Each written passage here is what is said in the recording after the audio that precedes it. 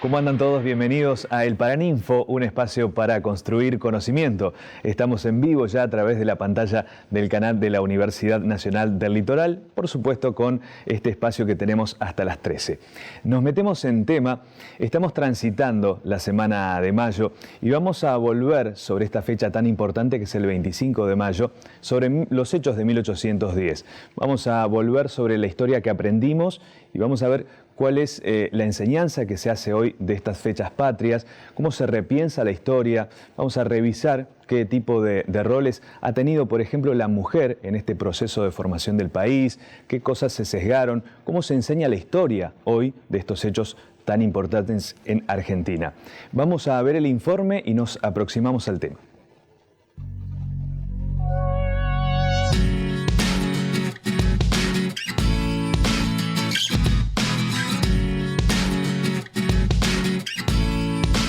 El 25 de mayo es una de las fechas centrales para la construcción de la identidad nacional. Han pasado más de 200 años de aquel histórico evento que cambió el destino de nuestro país y aún nos quedan hechos por repensar y versiones para contrastar. Pero, ¿qué pasaba en las calles de 1810? ¿Quiénes estaban en esa plaza? ¿Qué papel jugaron las mujeres de esta revolución? ¿Cuál es el desafío de las escuelas para repensar la historia por fuera de una mirada racista y sesgada?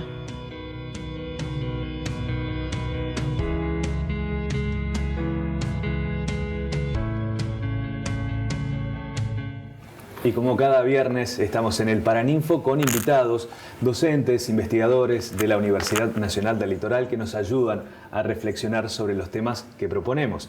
Y en este caso las recibimos a ellas, Laura Corral, directora de la Escuela Primaria de la Universidad Nacional del Litoral. Laura, ¿cómo estás? Bienvenida. Muy bien, gracias por la invitación. Gracias por estar aquí.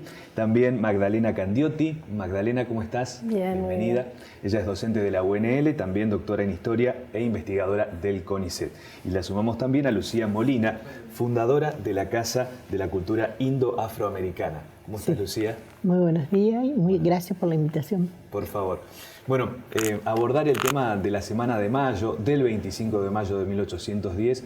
Empecemos por el contexto histórico. ¿Qué es lo que hoy se enseña en las escuelas acerca de lo que venía pasando en aquella época? Bueno, afortunadamente creo que bueno, se va como construyendo otro tipo de mirada. Si recordamos, pese a que seamos de distintas generaciones, hasta hace muy poco la historia estaba muy centrada en las efemérides, diría exclusivamente en las efemérides, con poca conciencia de lo que fue un proceso muy contradictorio, con distintas posiciones, con modelos en puja y que se fue consolidando en determinadas formas, digamos. Pero puntualmente respecto de la Revolución de Mayo, bueno, es como el mito fundacional de la República y estuvo muy asociada, o sea, las escuelas estuvieron muy permeadas por la mirada liberal de la historia y de ese momento como bueno, el comienzo de la Argentina. Es muy complejo de transmitir para niños pequeños, o sea, yo trabajo con primeras infancias, digamos, inicial y primaria, pero así todo intentamos esto, centrarnos en el concepto de revolución, transmitir todo el tiempo que esto que fue así hubiera podido ser de otro modo, bueno, y tratando también de visibilizar los colectivos que fueron invisibilizados por esa historia. Estamos hablando de personas esclavizadas, afrodescendientes, pero también de las infancias, de la mujer. Bueno. Magdalena, estaba hablando recién Lucía de una historia, por allí un relato un tanto más liberal, centralista, sesgado en parte. ¿Qué pensás? ¿Se vuelve desde la institución, desde la investigación a estos hechos? Sí, son como uno de los momentos claves que han sido estudiados y reestudiados, porque un poco como decía Laura, es un momento que se piensa como fundacional de la ruptura, que si bien no fue una ruptura, justamente fue un proceso donde hay la junta, de hecho, de gobierno, esta primera junta que se crea, se hace en nombre de Fernando VII, entonces está relacionada con la situación que está pasando en Europa, con la invasión de Napoleón y la resistencia a eso. Entonces primero es un gobierno en defensa de la monarquía y después se van a barajar estas alternativas, la posibilidad de declarar independencia o no. Hay grupos que están desde el principio muy seguros de querer romper y otros que no. Entonces está bueno recuperar esa dimensión problemática, y algo que la historiografía hizo en los últimos años fue discutir, centrarse en los grandes personajes y solamente en como iluminados que tomaron grandes decisiones trascendentales, y ampliar esa mirada al bajo pueblo. Y es algo que fue común tanto en la historiografía liberal fundante, pueden pensar en López, en Mitre, pero también los revisionistas que criticaron esas miradas siguieron sosteniendo, construyendo esta idea de que la nación ya existía y se independizó el 25 de mayo. Y en realidad la nación va a ser un proceso de construcción que en ese momento no existía, las personas no se pensaban como argentinas, no existía esa identidad, no existía. La palabra se usaba como sinónimo de porteño, bonaerense y sus alrededores.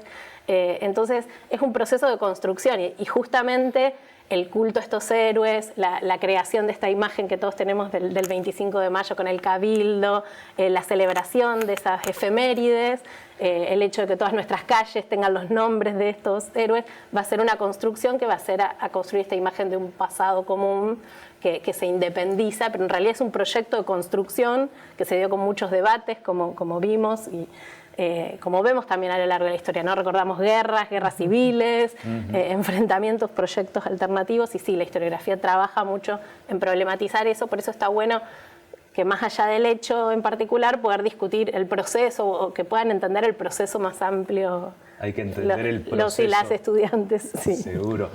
Sin caer en juzgar el pasado, lógicamente, pero me gustaría hablar sobre las cuestiones sesgadas, ocultadas, racistas inclusive de la época. ¿Qué podemos decir o qué se enseña, por ejemplo, a los chicos más chicos en la primaria acerca de esto? Sí, nosotros solemos trabajar mucho con el arte, donde aparecen, digamos, ¿no? Las negras. Digo negras bien, Lucía, porque digo afrodescendientes siempre, y en la pandemia hice un videíto, me habían pedido para primer grado un videíto sobre la infancia en la colonia, y me esforcé tanto en decir afrodescendientes todo el tiempo, que los chicos después me decían, ¿y esto de los florecientes? Porque uno, hasta en esto, ¿no? Uno empieza a querer, a través del lenguaje, reflejar lo que ha sido desconocido, e incluso en Santa Fe, cuando vemos la historia de Santa Fe y nos aparecen la cantidad enorme de personas esclavizadas que estaban en la colonia. Pero bueno, aparecen imágenes vinculadas a no solo a la negrita o el negrito que vende pasteles, ¿no? Entonces tratamos de rescatar el lugar central que tenían estas mujeres en las casas, en la vida doméstica, las mujeres negras y las mujeres blancas, incluso Mariquita Sánchez de Thompson, por ejemplo, de lo que mencionaba Maga respecto de centrarse en figuras, aparece como la única mujer del proceso revolucionario, pero aparece ligada al que se cantó el himno en su casa, cosa que ni siquiera parece que era muy cierto, y no a su lugar político. ¿No? Dentro de la sociedad, ¿no? Dentro de la sociedad y sosteniendo verdaderamente una posición política. Tenía armas en el sótano de su casa, ¿no? Intentamos por eso poner en diálogo estas cosas. Incluso los pueblos originarios, en la primera de las fiestas mayas, o sea, en el 1811, para celebrar el primer año de había un cacique en el centro de la plaza, porque todavía no estaba discutido de qué pasado nos íbamos a hacer, claro. Nos íbamos a apropiar, ¿no? ¿Qué pasado era el que íbamos a reconocer como fundante? ¿Cuál era esa nación, que es lo que mencionaba Maga, que ahora suponemos que ya estaba ahí preexistiendo? Claro, ¿no? todo eso convivía. Todo eso convivía y es maravilloso ver a los que tenemos como próceres, como Castelli, por ejemplo, que cuando lo comisionan al Alto Perú, él se ocupa de que todo lo que él dijera, sus discursos públicos y todo, fuera traducido a 4 o 5 lenguas originarias. Todo eso nosotros la historia no nos lo ha dado de primera mano, ¿no? Lucía, ¿qué te sucede internamente cuando ves estos actos que teníamos en la escuela? con la representación de los negros, de los esclavos, afrodescendientes, haciendo esta representación de las cuestiones de venta de pastelitos? ¿Cómo lo analizan ustedes? Mira, yo siempre cuando hablo con las maestras, porque también a veces que damos charlas nosotros, siempre le comento, por empezar, no al corcho quemado, y comento cuál era la situación en ese momento de aquellos que vendían mazamorra, pastelito. O sea, lo vemos en las fechas patrias como anecdótico, pero tuvo su importancia. Y sobre todo su importancia económica en la cuestión de la vivencia en esa época, ¿no? Y aparte, no hay que olvidar que para un 25 de mayo de 1810 existían muchos esclavizados y esclavizadas y bueno, ellos se ve que en eso no contaron con ellos, a pesar de que en muchos casos fueron, como es la parte inicial de todas las guerras, ¿no? Sí, pensaba en cómo la historia, muchas veces contada desde el centralismo, invisibilizó a los negros, ¿no? Cómo no aparecen por allí en las publicaciones oficiales y demás. Podemos, entender aquel 25 de mayo también con figuras de próceres. ¿Qué reflexión tienen hoy acerca de aquellos próceres de aquella primera junta de gobierno? Las ideas, los moderados. Bueno, sí, había dos proyectos por lo menos alternativos ligados a poner un titular de ese gobierno que fuera criollo, que no fuera, o sea, hubo el proyecto de que el virrey, que en ese momento actuaba, fuera el que presidiera esta junta, ¿no? Y otro proyecto que finalmente triunfó, y hubo una primera decisión en ese sentido, y luego se revisó, digamos, se logró con presión precisamente también militar, ¿no? Saavedra no casualmente era el jefe de patricios, ¿no? Y con esa presión lograron finalmente hacer esta junta que estuviera compuesta por ciudadanos de Buenos Aires, y después van a también tener el proyecto, porque Buenos Aires era la capital del virreinato, pero después había un montón de distintos pueblos, ¿no? De distintas ciudades que tenían cabildo, que eran aquellas consideradas como corporaciones, como cuerpos políticos de relevancia que integraban ese virreinato. Entonces se van a mandar notificaciones y se va a invitar a construir una junta más grande que los represente. Entonces, por ejemplo, a Santa Fe la noticia va a llegar el 4 de junio y Santa Fe se va a venir a esa decisión, van a ir a Córdoba y no les va a ir tan bien y van a rodar cabezas. Entonces, es un proyecto político que supone también el uso de la fuerza y no solamente debates sobre proyectos alternativos. Le pregunto a Magdalena, pero si se quieren sumar en cuanto a lo que sienten como mujeres. ¿Hubo un rol acotado por una cuestión cultural o hubo un relato que se encargó de invisibilizar a las mujeres en mayo? Bueno, las mujeres no podían tener formalmente participación política, pero por supuesto a lo largo de la historia fueron haciendo política en los lugares donde podían participar. Entonces pensamos, como decía Laura, esa tertulia de Mariquita Sánchez de Thompson en realidad es un lugar de debate político, hay mujeres. Y también, más recientemente, estamos pudiendo visibilizar la presencia de mujeres en lugares donde estaban y efectivamente no se las recuerda, digamos, como por ejemplo en la guerra. Claro. ¿No? Justamente ahora desde el 2013 tenemos una madre de la patria, ¿no? María Remedios del Valle, que justamente reviste esta doble condición, ¿no? De mujer y de afrodescendiente, que fueron mujeres invisibilizadas, y en realidad estos ejércitos que pensamos que están marchando varones solos, en realidad son familias, también hay niños, claro, y también mujeres que van acompañando y van haciendo posible el sostenimiento incluso de esos ejércitos, participando e incluso en la lucha en muchos casos. Entonces también hay un proceso de revisar y de repensar el lugar central que pudieron tener. Quizás no podían entrar al cabildo, quizás no podían participar directamente en los debates, pero seguramente en la casa y en los espacios que podían en relación con sus maridos y sus hijos hacían política. Lucía, ¿qué rol o qué tipo de organización tenían los afroamericanos también? Porque tenían sus debates, tenían sus luchas, ¿no? Sí, tenían distintas organizaciones a través del tiempo, que están los que estaban en la cabeza, los eclesiásticos. ¿Los sacerdotes? Sí.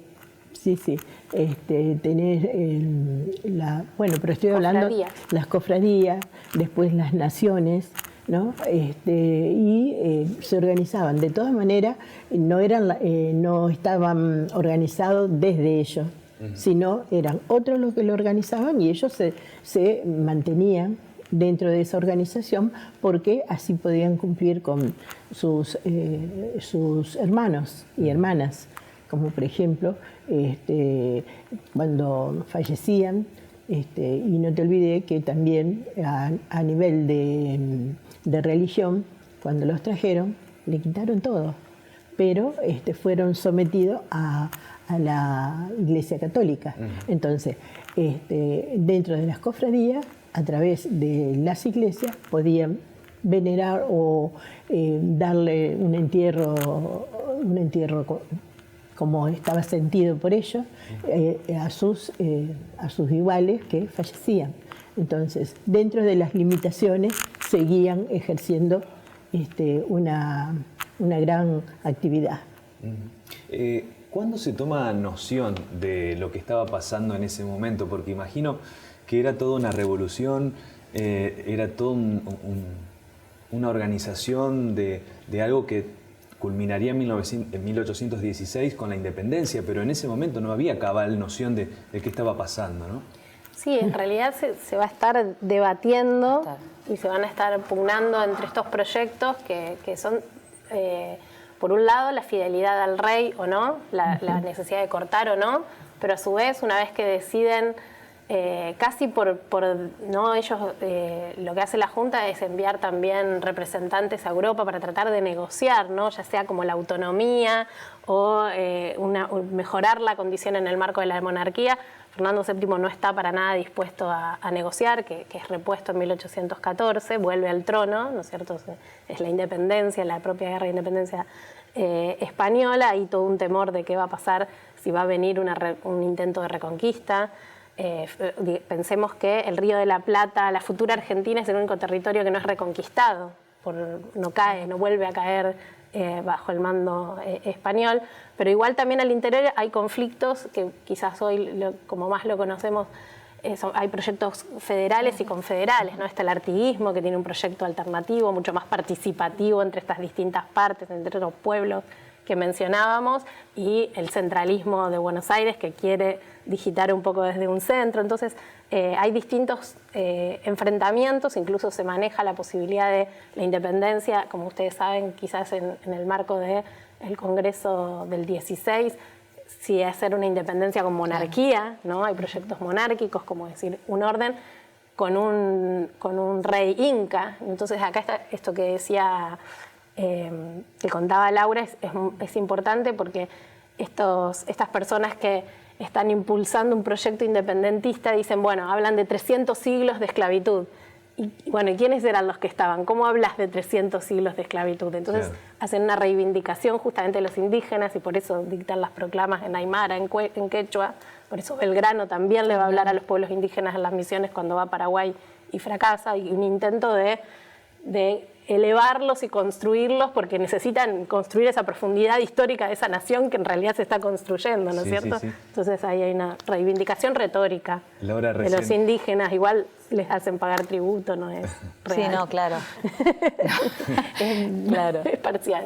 Laura recién comentaba que, fuera del aire, que bueno, en la escuela no se realizan el acto tradicional, sino que se reflexiona y qué hubiese sido si, por ejemplo, hay distintas versiones de de una historia que a lo mejor no se dio, pero se hubiese podido dar, ¿no? Claro, me parece que es muy interesante, más allá de que, bueno, estas cosas siempre hay un momento en el que entran en tensión con tener que, porque es nuestra obligación, digamos, respecto del currículum nacional, hablar de los hechos puntualmente.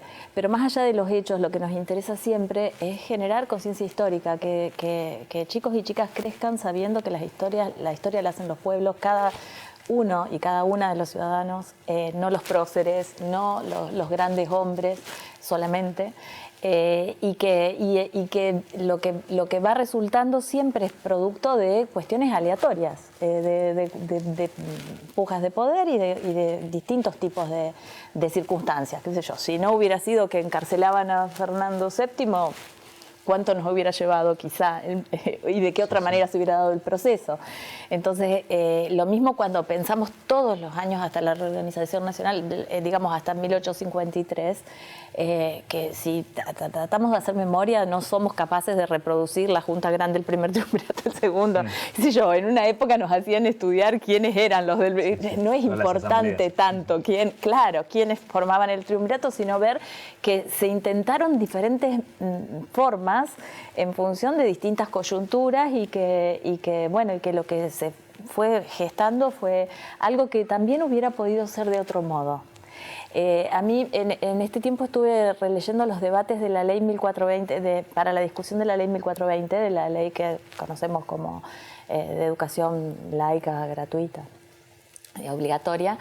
Y es muy impactante ver cómo desde los distintos sectores todos querían filiarse en la Revolución de Mayo y en los próceres de Mayo. Los que decían una cosa y los que decían otro, ¿no? Los que querían una educación laica y los que querían una educación religiosa y decían, bueno, Moreno fue bautizado. Cuestiones que no tenían que ver ni con Moreno ni con la intención de Moreno. En las cuestiones más finas, porque estuvimos muy poco de depender de Gran Bretaña, ¿no? Bueno, claro. Si no hubieran estado las invasiones inglesas, eso puede decirlo Maga, pero digamos, lo que se vio fue el tambalear de la potencia española justamente porque habían estado las invasiones inglesas. Y también porque este era el último orejón del tarro hasta que crearon el virreinato.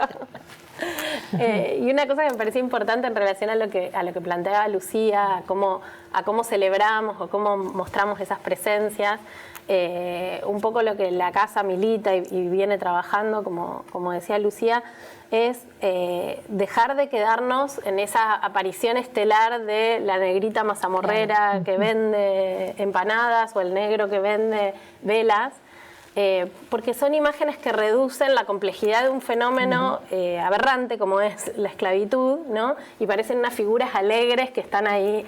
Entonces, no es para que no estén, porque por suerte es uno de los pocos lugares en nuestra historia, en nuestra memoria, donde aparecen, pero abandonar esa práctica que se extendió tiene distintos sentidos, pero digamos que hoy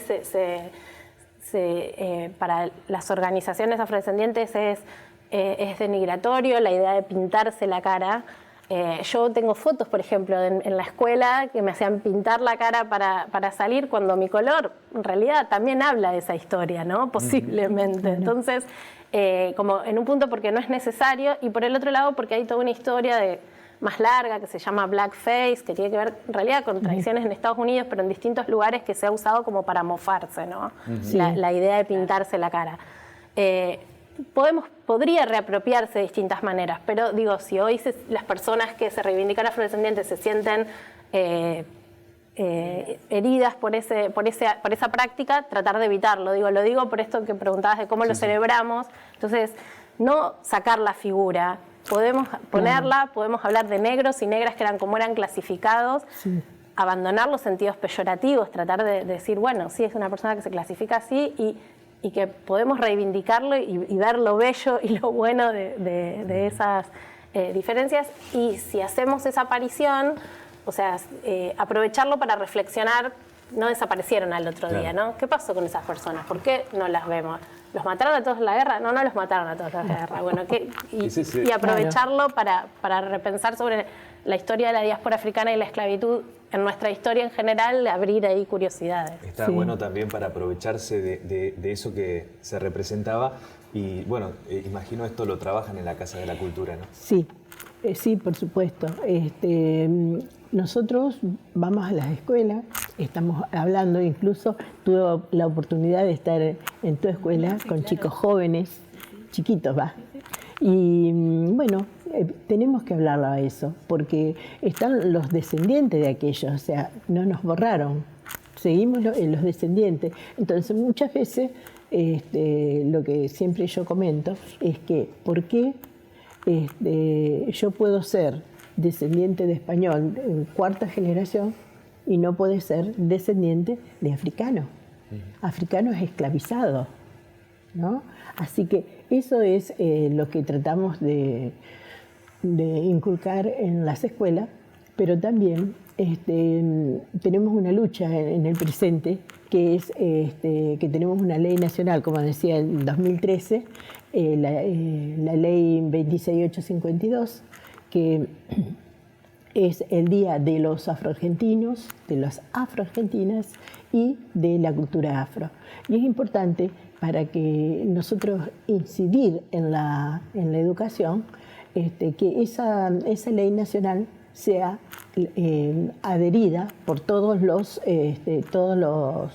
las provincias, porque es la única manera en donde podemos incursionar.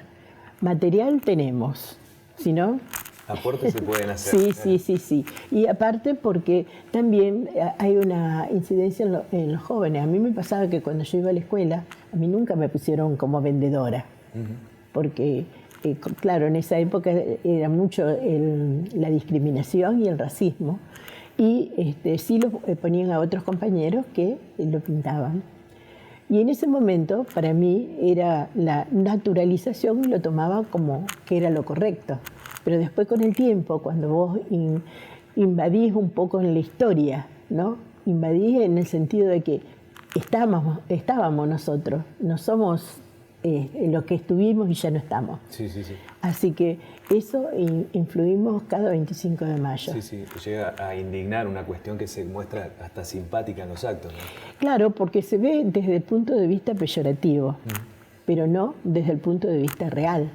Yo creo que está cambiando. Creo, Pero soy muy cuesta. optimista respecto de las nuevas generaciones. Además porque, bueno, mientras veo imágenes y pienso en las visitas, o sea, yo recorro los museos de todo el país con los chicos y las chicas y en el Cabildo, en la Casa del Virrey Liniers, en la Estancia Jesuítica de Altagracia, en todo, Sí, en donde uno va, muestran la presencia de tanto de los pueblos originarios como de la población afrodescendiente esclavizada que formó parte de ese momento. Y bueno, la Casa de la Cultura Indoafro se siente orgullosa de haber sido pionera en toda esta temática. Sí, totalmente. Sí, damos fe, como en las últimas 3 décadas han instalado el tema en la zona, claro. Sí. Participa también los estudiantes que quieren hacer sus preguntas a través de su participación con videos y consultas. Vamos a escuchar.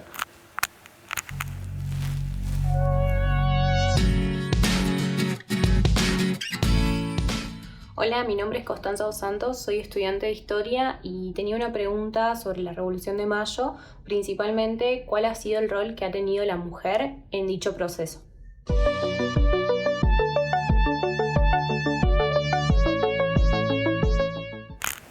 Hablamos también del rol de la mujer en mayo de aquella época de 1810 y bueno, tiene que ver también con participaciones que a lo mejor no se reflejaban en los libros de historia, pero que sí pasaban en las casas, en las tertulias y en los lugares de reunión social, ¿no?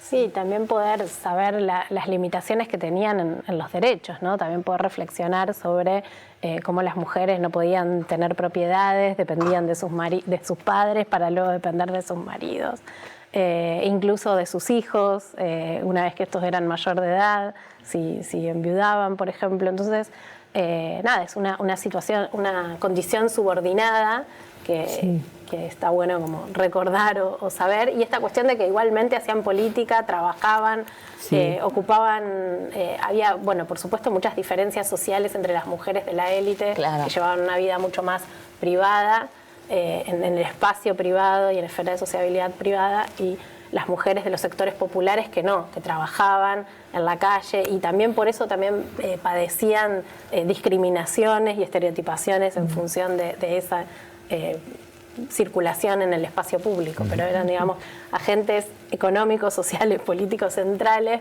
sin una posibilidad de representación y de tener una voz dignificada. Sí, por eso conocemos a las mujeres de los próceres, digamos, qué sé yo, Macacha Güemes o la hermana de Rosas, ¿cómo se llamaba? Bueno, o la hija de Rosas, o Mariquita Sánchez de Thompson, que eran mujeres que estaban en una posición de privilegio, digamos. A mí, yo he leído mucho sobre la historia de Mariquita porque me parece muy, digamos, por la vía de la excepción, que es lo que no queremos. O sea, no queremos charlar sobre las mujeres excepcionales, que las hubo siempre. Claro. Sin embargo, permiten ver un poco esta dinámica. A los 14 años ella manda una carta al virrey porque no quiere que la casen a los 14 años. No cualquier mujer firmaba de puño y letra. Era solo una mujer desde esa posición de élite y de privilegio. Y después se casó 4 veces con maridos menores y ahí la que tenía la posición de poder era ella, pero era indudablemente excepcional. Sí, y esta cuestión también de la diferencia de la educación, ¿no? Claro, las mujeres educadas en realidad eran religión y costura y literatura, y no en las mismas condiciones, o sea, va a demorar muchísimo, van a demorar en poder tener una educación propiamente. Laura recién decía que estaba esperanzada en las futuras generaciones, porque lo vive seguramente. A manera de conclusión, ¿cómo piensan o cómo les gustaría que el argentino, la argentina reflexione dentro de 20, 30 años acerca de estas fechas de mayo? ¿Qué les gustaría que pasara en las escuelas, en los ámbitos del hogar? ¿Qué cuestiones que se incorporen? Mira, yo pienso que es importante la función de las escuelas en todos los niveles. Y es importante que desde el punto de vista de los afros es que se conozca nuestra historia, porque está muy sesgada y la conocemos de oído, digamos, muchas veces, y que ha dado generaciones de silencio que nosotros muchas veces no conocemos nuestra ancestralidad. Entonces yo pienso que es necesario que desde las escuelas se pueda dar la historia verdadera de los afro y también de los pueblos originarios, porque somos los que no estamos y somos los que hemos luchado a lo largo de años para que la Argentina sea la Argentina. Que es hoy, ¿no? Ajá. Lucía. Laura. Perdón. No sé, yo creo que tenemos un deber de memoria respecto de la historia reciente, tanto como de la historia que nos ha construido como lo que somos, y que la memoria, bueno, es un proceso que de alguna manera trabaja de una manera, qué sé yo, anacrónica y que rescata diferentes cosas a medida que se construye, y me resulta difícil imaginar cómo se va a ver, porque creo que también tiene que ver con el lugar que tenemos las instituciones de saber, los investigadores, qué cosas podríamos haber dicho de la población afrodescendiente hace 40 años, seguramente mucho menos que lo de ahora, porque las investigaciones han sido muy recientes en ese campo. Y bueno, quisiera pensar que en las próximas décadas siga habiendo producción de saber que sobre todo nos permita reflexionar sobre nuestra condición actual también. ¿Qué cosas de aquellas siguen teniendo huellas en nosotros y qué cosas son las que podemos romper? ¿Qué cosas son, qué cosas son las que ya no queremos más? Como no queremos más caritas pintadas con corcho, bueno, ¿qué cosas son las que queremos para nuestro espacio público y nuestra construcción de historia del día de hoy? Yo me parece muy difícil imaginar la escuela de acá a 30 años. Si hay escuela. Si hay escuela, si hay algo así igual, parecido. Pero en todo caso me parece que estas celebraciones, o como contaba recién, ¿no? Como todos contienden, pero todos seguimos como apelando a esa fidelidad a los valores de mayo. Y los valores fundamentales tenían que ver con la libertad y la igualdad. Sí. Entonces, que podamos construir de distintas maneras, con distintos formatos, vaya a saber lo que los niños y niñas pueden hacer dentro de 30 años. Habrán, no sé, videos o cosas que nosotros hoy no podemos imaginar porque está todo cambiando súper rápido, pero que construyan y reconstruyan la idea de libertad e igualdad para la mayor cantidad de personas, que son valores que hoy están súper amenazados y cada vez más. O sea, por un lado reivindicamos nuevas figuras, pero por otro lado crecen discursos de intolerancia, de odio. Entonces, bueno, que volvamos a Mayo para buscar más libertad y más igualdad para Magdalena, Laura, Lucía, les agradezco por acompañarnos a reflexionar sobre estos hechos de Mayo, sobre los que siempre hay que volver y bueno, reviendo la historia. Muchas gracias por la visita. Nosotros volvemos el próximo viernes, 12:30 en vivo por la pantalla de Litus. Muchas gracias.